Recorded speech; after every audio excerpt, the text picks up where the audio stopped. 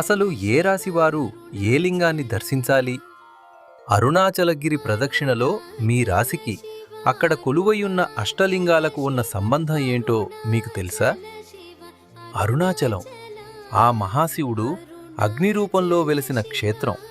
ఇక్కడ 14 కిలోమీటర్ల గిరి ప్రదక్షిణ మార్గంలో 8 దిక్కులలో 8 ప్రత్యేకమైన లింగాలు ఉన్నాయి.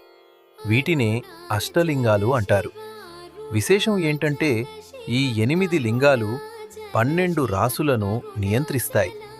మీ రాశిని బట్టి ఆ నిర్దేశిత లింగాన్ని దర్శించుకోవడం వల్ల మీ జాతకంలోని దోషాలు తొలగిపోతాయి. 1. ఇంద్రలింగం. గిరి ప్రదక్షిణలో వచ్చే మొదటి లింగం ఇది. మేషం మరియు వృశ్చిక రాశివారు ఈ లింగాన్ని దర్శిస్తే ఐశ్వర్యం, కీర్తి ప్రతిష్టలు లభిస్తాయి. 2. అగ్నిలింగం. ఇది అగ్నితత్వానికి ప్రతీక. సింహరాశివారు ఈ లింగాన్ని దర్శించి దీపం వెలిగిస్తే మనశ్శాంతి చేకూడుతుంది.